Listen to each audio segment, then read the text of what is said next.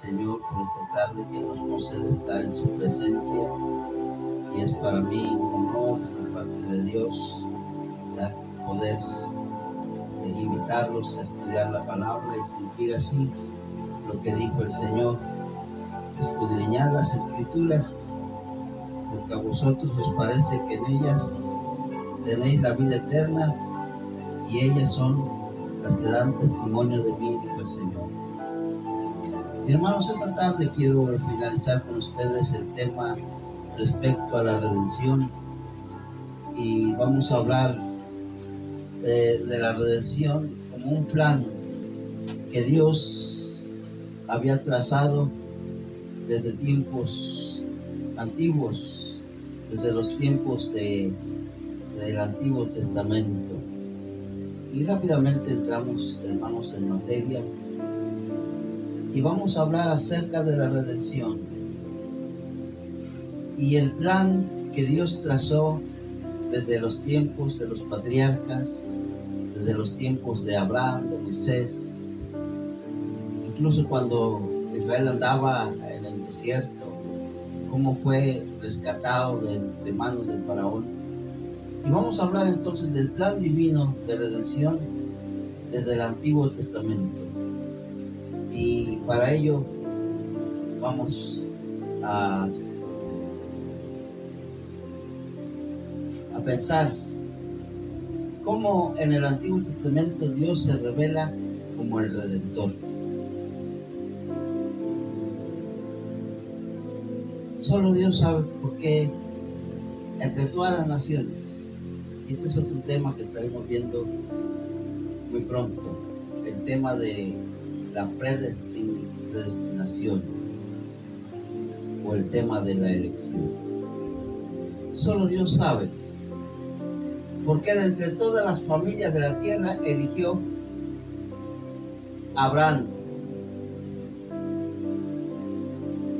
y lo elige de entre todas las gentes que habitan en Ur de los Caldeos.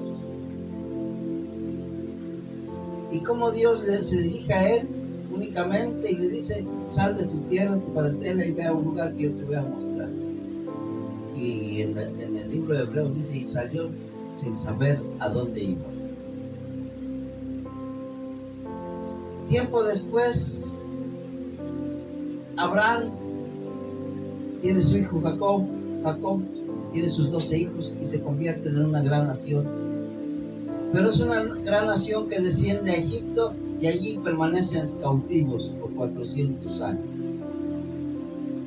Solo Dios sabe muchas veces por qué permite que su pueblo pase por tremendas situaciones difíciles.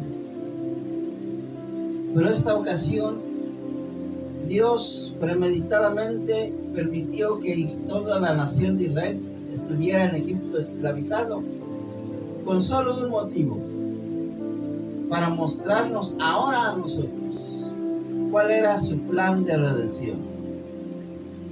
¿Sí? Con brazo extendido y mano fuerte, después Dios saca a Israel de las garras de Egipto. Y entonces, en lugar de llevarlo por un camino bueno rumbo a la tierra prometida,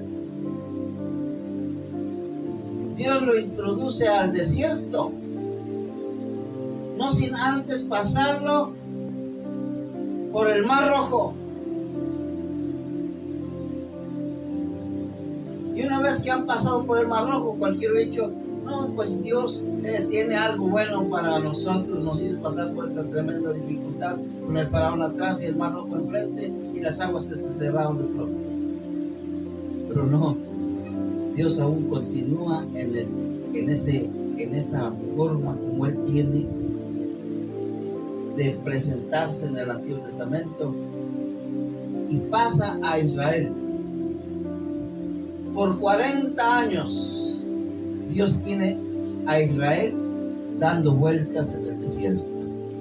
Vueltas y vueltas y vueltas y vueltas.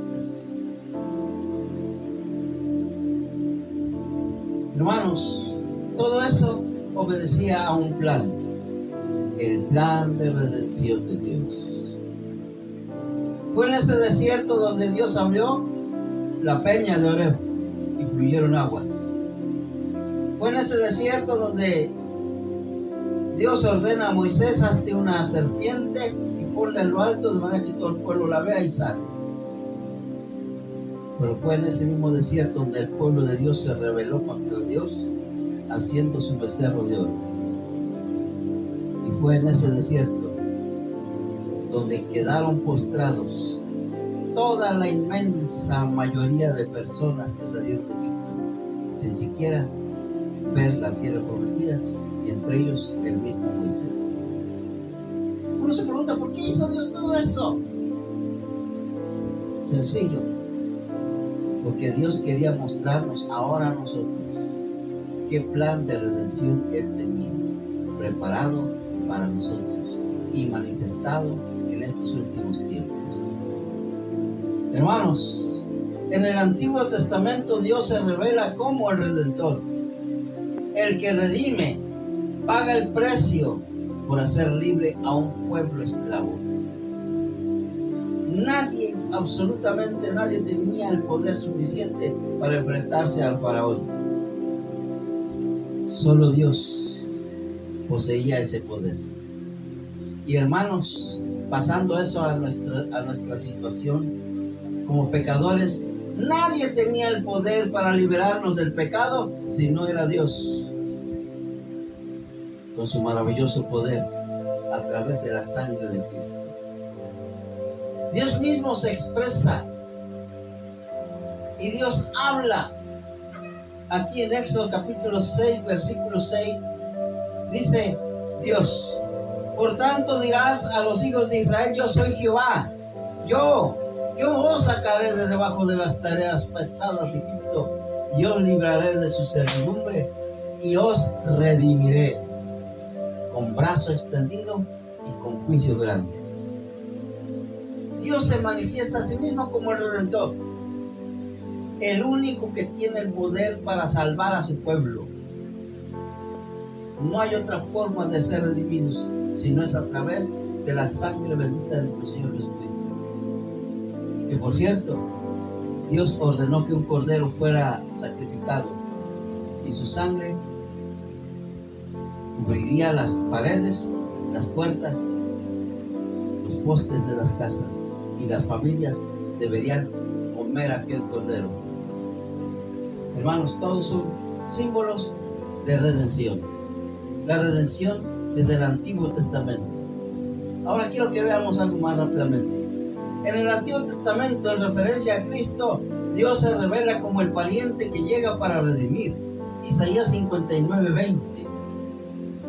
Isaías 59:20, Dios mismo habla, y vean lo que dice la palabra del Señor ahí. Y vendrá el Redentor a Sión, y a los que se volvieren de la iniquidad. Hermanos, Dios viene a redimir, el Señor viene, quiere ser Redentor, pero el hombre debe tomar una decisión. Si ustedes notan en este pasaje, el pasaje dice: Él redimirá a los que se volvieren. Dios nunca va a redimir a alguien que va a persistir en su pecado y en su maldad. Dios siempre quiere arrepentimiento. Dios entonces se presenta a sí mismo como el Redentor que llega y que solamente pide que la persona regrese con Él, porque así lo dice Jehová. Pero también, mis estimados hermanos, en el Antiguo Testamento, Dios, la redención solo podía realizarla un pariente rico para con un pariente pobre. Lo que quiere decir que el hombre empobrecido en sus delitos y pecados está incapacitado para redimirse a sí mismo. Necesita de alguien que sea rico en misericordia, tal como lo dice Efesios, su capítulo 1, capítulo 2. Mas Dios, que es rico en misericordia, por su gran amor con que nos amó, estando nosotros muertos en nuestros delitos y pecados, nos dio vida juntamente con Cristo. Dice el capítulo 2. Hermanos, en el Antiguo Testamento la redención solo podía realizarla un pariente rico. Un pobre jamás iba a poder realizar eso. Y ahí lo vemos en Levítico capítulo 25, versículo 25, que dice: cuando tu hermano empobreciere y vendiere algo de su posesión, entonces su pariente más próximo vendrá y rescatará lo que su hermano hubiere vendido. Qué cosa tremenda. Después que se hubiere vendido, podrá ser rescatado. Uno de sus hermanos lo rescatará.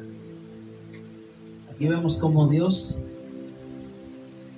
está hablando del Señor Jesús. Y está diciendo: alguien de tu mismo linaje será el que te rescate del pecado y de la maldad. Qué interesante. Gálatas 4 dice: y cuando vino el cumplimiento del tiempo, Dios envió a su Hijo, nacido de mujer, nacido bajo la ley, para que redimiese a los que estaban bajo la ley, a fin de que recibiésemos la adopción de hijos. Hermanos, qué cosa tremenda. Por eso les digo, desde el Antiguo Testamento Dios había planeado ya nuestra redención. Pero sigamos viendo más. En el Antiguo Testamento, mis estimados hermanos, la redención era completa solamente cuando el Redentor pagaba el precio total. Y aquí les decía yo que me he encontrado con hermanos que piensan que el perdón de Dios fue un borrón y cuenta nueva.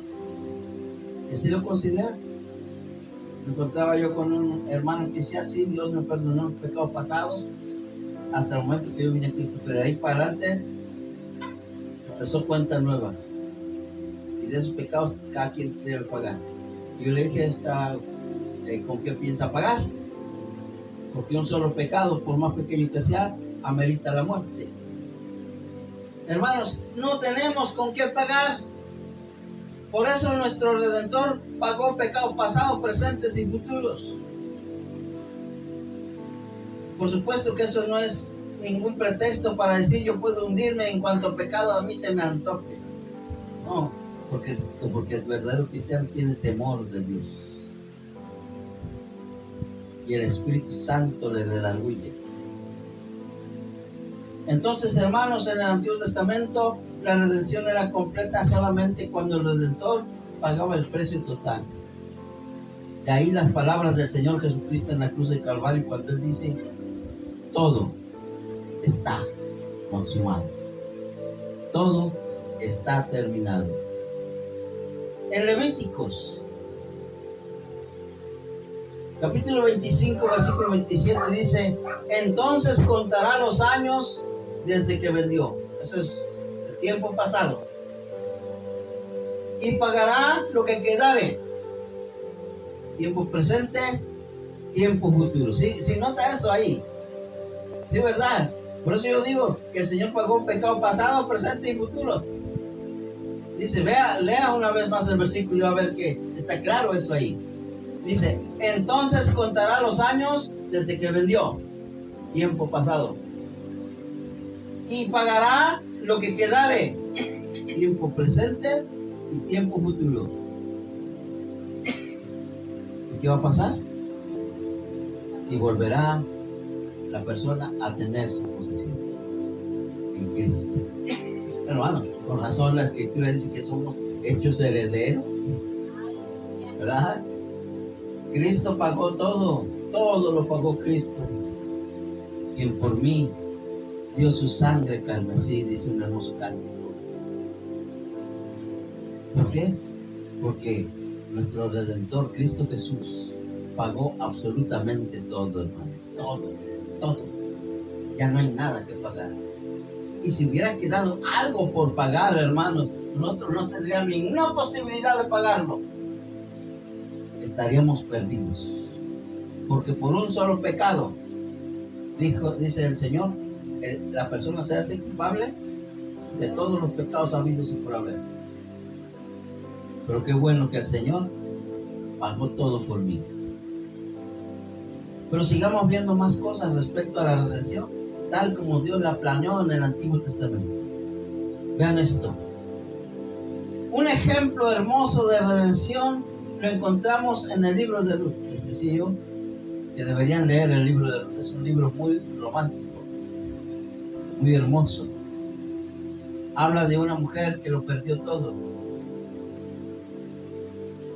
Perdió al esposo, perdió sus 2 hijos y se quedó nada más con 2 nueras y tuvo que regresarse, pero resulta que había perdido todo. Todo lo había perdido. Había necesidad de un pariente redentor que pagara por esas posesiones suyas que habían sido perdidas. Ruth, quien era la heredera, la misma que dijo: no me ruegues que me vaya y que te deje, porque tu pueblo será mi pueblo, tu Dios mi Dios. Ruth era moabita y nos representa a cada cristiano. Nosotros, al igual que Ruth, no pertenecíamos al pueblo de Dios. Nosotros tuvimos que tomar una decisión de seguir a Cristo. Pero había necesidad de un pariente redentor que llegara con nosotros. Y maravilloso, llegó. Ruth era heredera de la propiedad, pero Noemí había vendido toda la propiedad, no podía redimirla. Además, Ruth era pobre y no podía redimir la propiedad por ningún motivo. No había posibilidad alguna. Pero entonces, mis estimados hermanos, aparece Booz, el hombre rico, el pariente rico, que precisamente está cosechando sus labores y tiene enormes trojes de riqueza en granos, en cebada, en harina, en trigo, en ganados, en siervos, en siervas, y hasta él llega Ruth la moabita. Qué bueno, porque representa a nuestras vidas cuando vinimos a Cristo, todos pobres, sin nada, pero llegamos con nuestro Señor Jesucristo, el pariente redentor, que es inmensamente rico, más Dios que es rico en misericordia por su gran amor con que nos amó. Vos, el pariente rico. Ruth, la mujer pobre que acudió a él. Hermanos, qué bueno por los que hemos acudido a Cristo y que le hemos pedido a Cristo: cúbreme con el borde de tu manto, porque eso fue lo que le dijo Ruth a vos.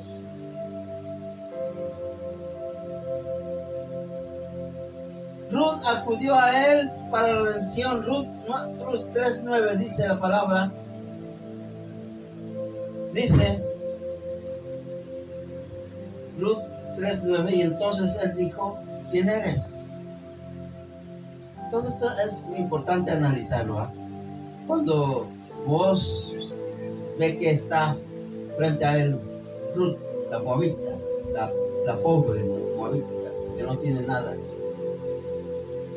él le dice: ¿quién eres? Y hermanos, cuando venimos a Cristo debemos decirle quiénes somos. Qué bueno era, porque nosotros dijimos: yo soy un pecador, no tiene nada.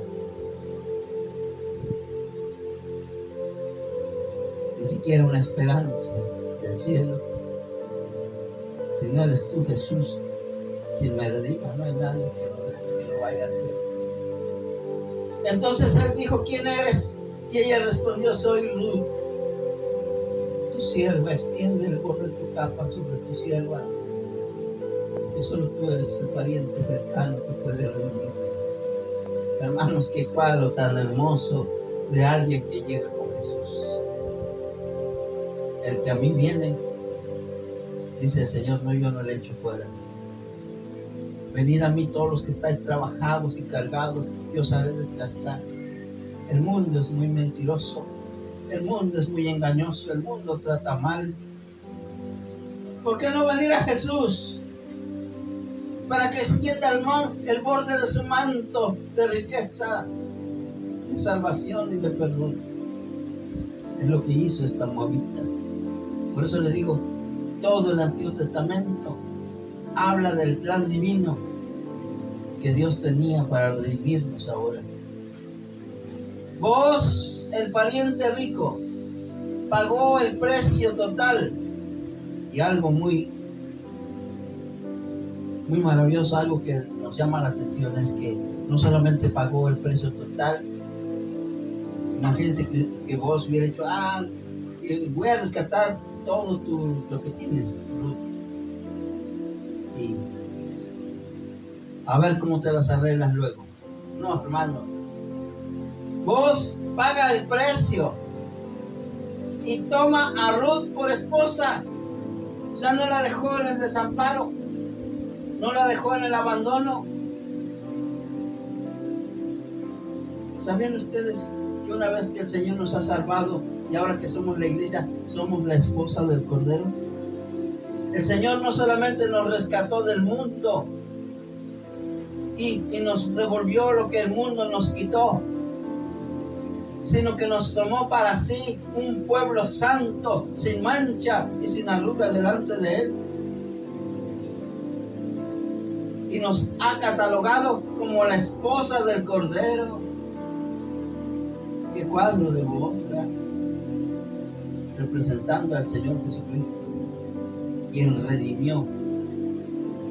Y Ruth recibió todo lo que había perdido, pero no solamente eso, la sube al puesto más alto en la familia de Boaz, la nombra su esposa. Algún día se celebrarán las bodas del Cordero. ¿Sabe usted quién va a estar ahí? Cada uno de nosotros. Boaz pagó el precio y tomó a Ruth por esposa, hermanos. Ruth 4, 9 y 10 dice ahí la palabra. Ve usted lo que dice. Y Boaz dijo a los ancianos y a todo el pueblo: vosotros sois testigos hoy de que he adquirido de mano de Noemí todo lo que fue de Elimelech, y todo lo que fue de Kelión, y todo lo que fue de Malón. Son los 3 hijos de Noemí. Todos habían perdido todo, pero ahora ese todo pasaba a ser propiedad de Ruth. ¿Qué cosa? Y vean esto, lo siguiente. Dice Boaz, sigue hablando, y dice: y que también tomo por mi mujer a Ruth la Moabita, mujer de Malón, para restaurar el nombre del difunto sobre su heredad, para que el nombre del muerto no se borre de sus hermanos, y de la puerta de su lugar. Vosotros sois testigos hoy. Vean qué decisión está tomando Boaz. Por supuesto, un cuadro de lo que más tarde haría el Señor Jesucristo con su iglesia, a quien Él rescató, ¿verdad? Con su propia sangre, dice el apóstol San Pedro. ¿Cómo puede todo esto ser una ilustración de Cristo nuestro Señor y Redentor? ¿Cómo es que podemos decir que Jesucristo se volvió nuestro pariente rico, que vino y pagó toda nuestra deuda? Y esto es lo que vamos a ver ahora. Para ser nuestro Redentor, para convertirse en nuestro pariente, Cristo tuvo que llegar a ser hecho de carne, que tomar carne humana, que tener figura humana, cuerpo, sangre humana. Hebreos 2, 14 y 15, vean. Por supuesto que Jesucristo, el Hijo de Dios, Él estaba en su trono de gloria y majestad. Era santo, sublime, majestuoso, glorioso, lleno de gloria y majestad. Con esa gloria suya, Él no podía venir a redimirnos, porque se necesitaba sangre santa, cuerpo santo. Pero para ello, Él tomó una decisión, y la vemos en Hebreos 2, 14 y 15. Vean qué decisión tomó el Señor Jesucristo estando en su trono de gloria. Vean y denle gracias al Señor Jesús por lo que Él hizo. Así que por cuanto los hijos participaron de carne y sangre, ¿de qué estamos hechos ahora nosotros los que somos hijos de Dios? De carne y sangre, ¿verdad? Este cuerpo humano que tenemos. Bueno, pues el Señor Jesucristo, con tal de ser nuestro pariente, que podía redimirnos, que dice, Él también participó de lo mismo, para poder destruir por medio de la muerte al que tenía el imperio de la muerte, este es el diablo. Nosotros, por estar sujetos a este cuerpo de sangre y carne, de carne y sangre, un cuerpo pecaminoso, no podíamos librarnos de las garras de Satanás. No, no había forma. Pero entonces Cristo vino y tomó cuerpo humano, adquirió sangre. Por supuesto que fue engendrado por obra del Espíritu Santo. Él no fue engendrado por varón, sino de Dios. Por lo tanto, su cuerpo y su sangre eran completamente divinos, pero al mismo tiempo humanos. De tal manera que Él llegó a ser el Dios encarnado, el Dios hecho hombre. ¿Para qué quería Él ese cuerpo humano que Él adquirió? Bueno, para que Él, muriendo en la cruz del Calvario, destruyera al diablo que tenía sujeta nuestra humanidad a la muerte y al pecado. Sí, hermano, en la cruz del Calvario, ¿no? Aparentemente Jesús moría, pero Él moría derrotando a la muerte. Sí. Y no solamente a la muerte, sino a Satanás. Le daba una estocada en la cabeza. Y destruía por medio de la muerte al que tenía el imperio de la muerte. Nótese, tenía tiempo pasado. Ahora Él ya no tiene el imperio de la muerte. ¿Saben por qué? Porque cuando Cristo resucita, Él se apodera, el Señor Jesucristo le arrebata a Satanás las llaves del infierno y de la muerte. Lo encontramos en Apocalipsis capítulo 1, cuando el Señor se presenta a Juan y dice: he aquí que vivo por los siglos de los siglos y tengo las llaves del infierno y de la muerte. Jesús le arrebató a Satanás las llaves del infierno y de la muerte, y con ello destruyó el imperio de la muerte, esto es, al diablo. De manera que ahora los cristianos somos libres de la potestad del maligno. Satanás ya no tiene por qué tener imperio sobre nosotros. El pecado ya no puede enseñorearse de nosotros. La gran pregunta aquí es: ¿cómo es que a pesar de eso todavía pecamos? Bueno, tal vez hay dos razones principales. Una, porque no hemos recibido a Cristo como nuestro Señor y Salvador. Y la otra, tal vez porque no nos hemos entregado completamente a Él. Hermanos, pero el imperio de la muerte ha sido destruido. Satanás ya no tiene potestad sobre nosotros, ni el pecado, porque hemos sido redimidos. Para eso adquirió cuerpo humano el Señor a través de la Virgen María. Y al adquirir cuerpo humano, Él se convirtió en nuestro pariente. Un pariente es alguien que es como nosotros, ¿verdad? Nuestro pariente redentor. Hebreos 2, 14 y 15, el versículo 15 dice: y librar a todos los que por el temor de la muerte estaban sujetos durante toda la vida, sujetos a servidumbre. Cosa tremenda. No servidumbre, es servidumbre del pecado. Ahora ya no somos siervos del pecado, sino siervos de la justicia. Hemos sido librados por el sacrificio redentor de nuestro Señor Jesucristo, que se hizo nuestro pariente redentor cuando adquirió cuerpo humano y fue a la cruz y murió. Quiero que veamos esto. Cristo se hizo carne y llegó a ser como uno de nosotros, a fin de ser nuestro pariente redentor, porque solamente así Él podía redimirnos. Gálatas capítulo 4, versículos 4 y 5, el versículo que les mencionaba hace un momento. Y cuando vino, dice Gálatas 4, 4 al 5, y cuando vino el cumplimiento del tiempo, ¿qué pasó?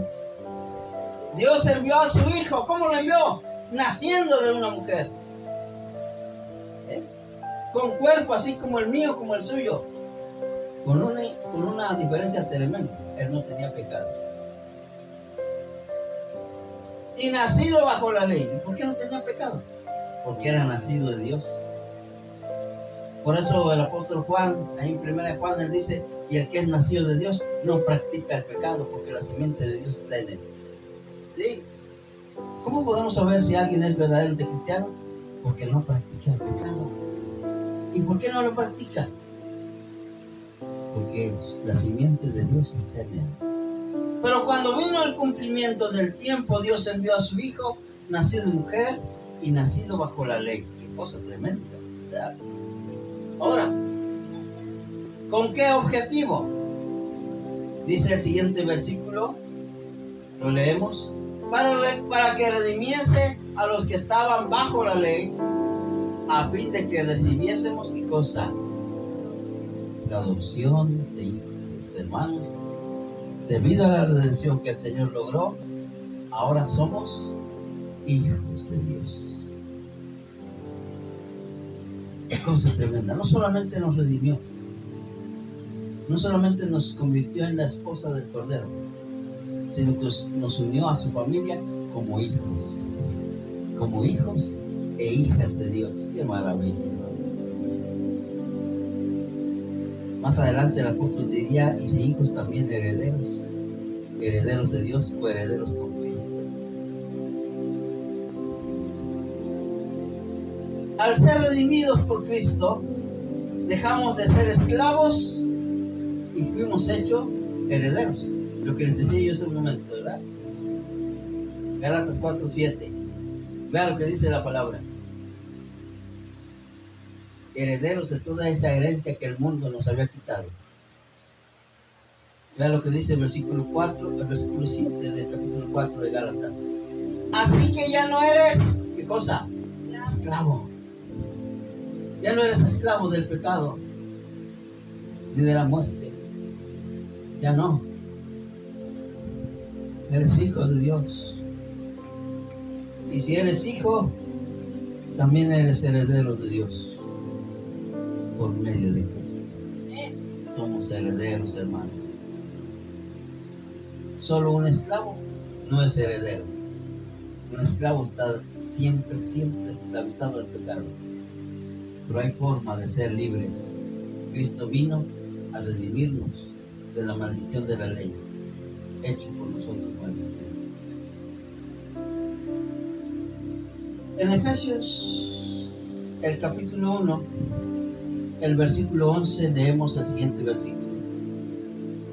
En él, asimismo, tuvimos herencia. Vean qué bonito, hermano. Cuando ya somos redimidos, por eso tenemos gozo, hermano.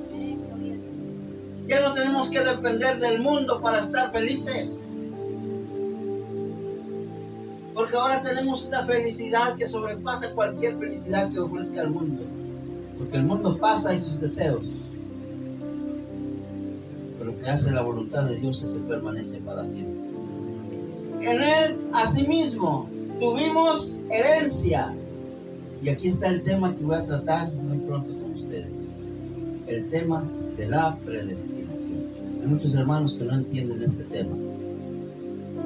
Y dicen, no aceptamos ese tema.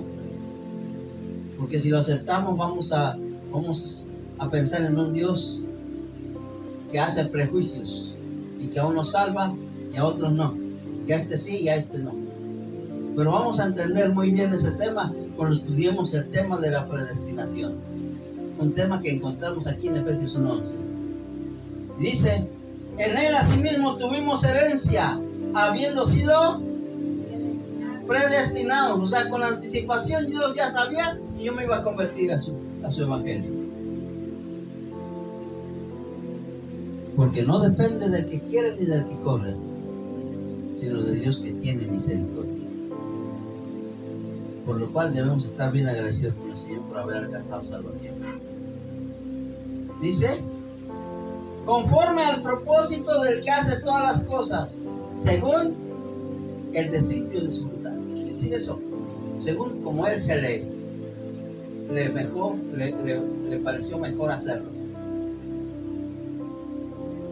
A Él le pareció lo mejor para mí salvarme, y yo simplemente acepto lo que Él predestinó para mí. conforme al propósito del que hace todas las cosas según el deseo de su voluntad, Él me predestinó para salvación, para ser redimido. Pero sigamos adelante.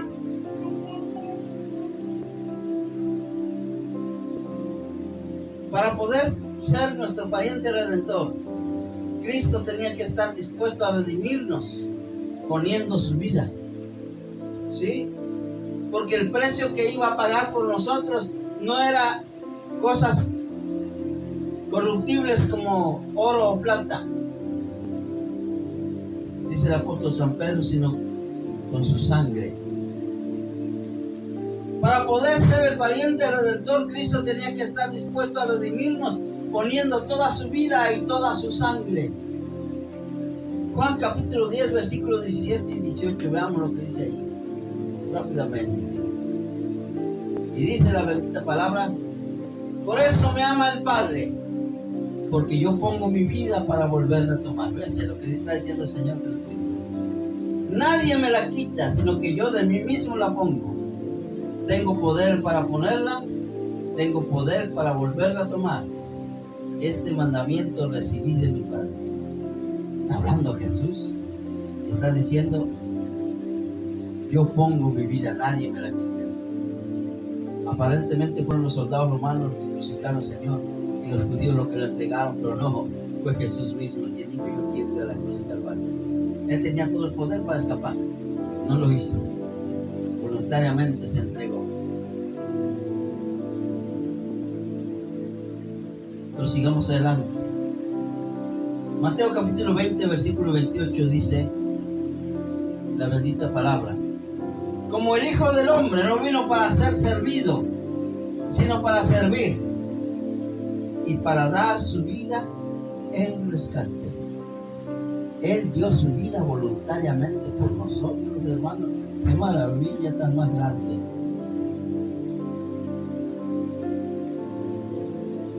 Además, mis estimados hermanos, para poder ser nuestro pariente redentor, Cristo tenía que estar dispuesto a redimirnos.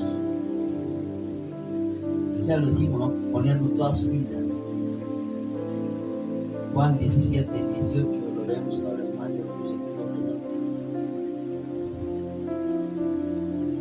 Por eso me ama el Padre. Puse otra vez, ¿verdad? Porque yo pongo mi vida para volverla a tomar. Nadie me la quita, sino que yo de mí mismo la pongo. Yo de mí mismo la pongo. Tengo el poder para ponerla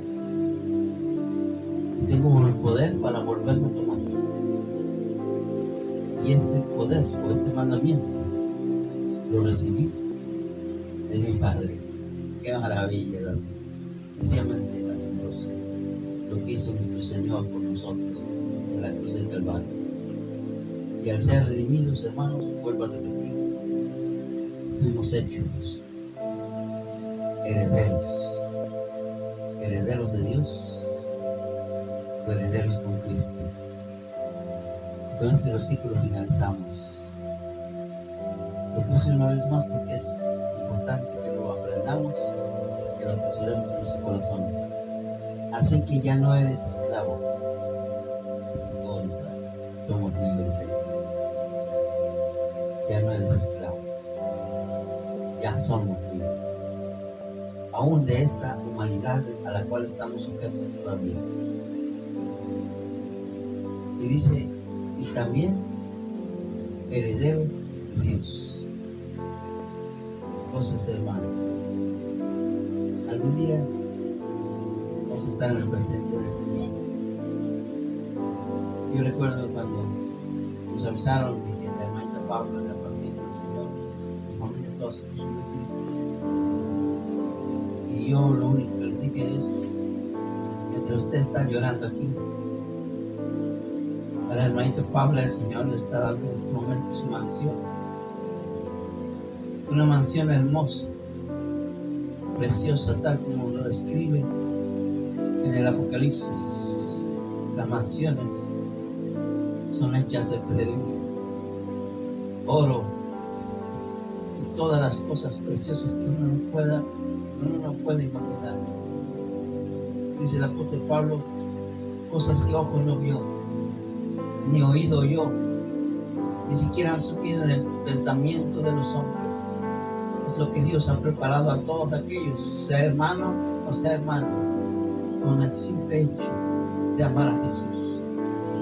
Les decía yo, la hermanita Paula dio testimonio de un amor grande por el Señor Jesús. No había día que ella no dijera, yo amo a Jesús, yo amo al Señor.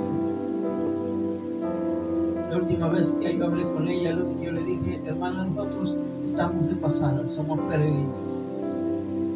El último versículo que yo le mencioné fue, pero nuestra ciudadanía está en los cielos, de donde también esperamos a nuestro Señor y Salvador Jesucristo, el cual transformará el cuerpo de esta humillación, el cuerpo este mío que tengo.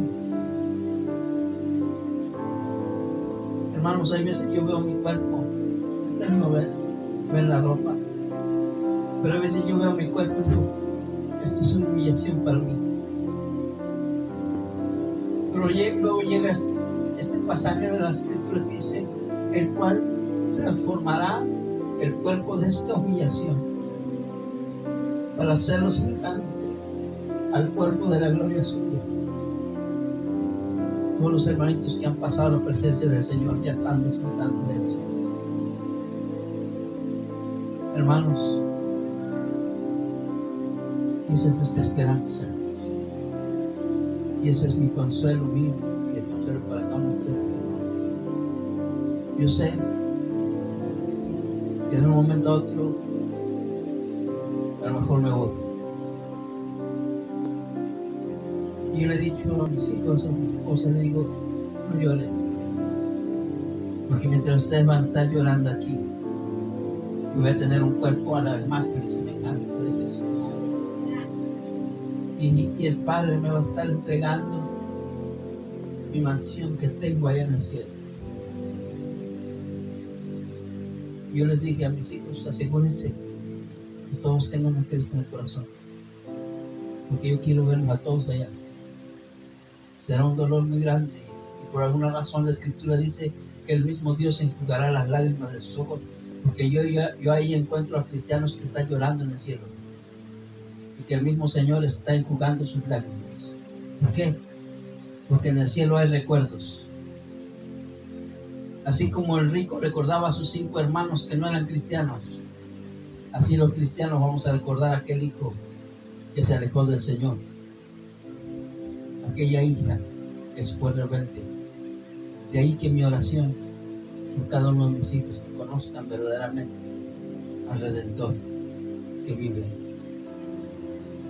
Para quienes ya somos salvos, hermanos, ya no somos esclavos. Ya no somos esclavos de la enfermedad, ni del pecado, ni del dolor.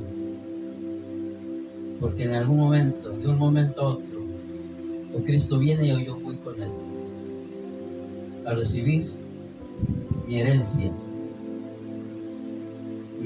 de gloria y mi herencia del triunfo del Señor. Hermanos, que Dios me lo bendiga.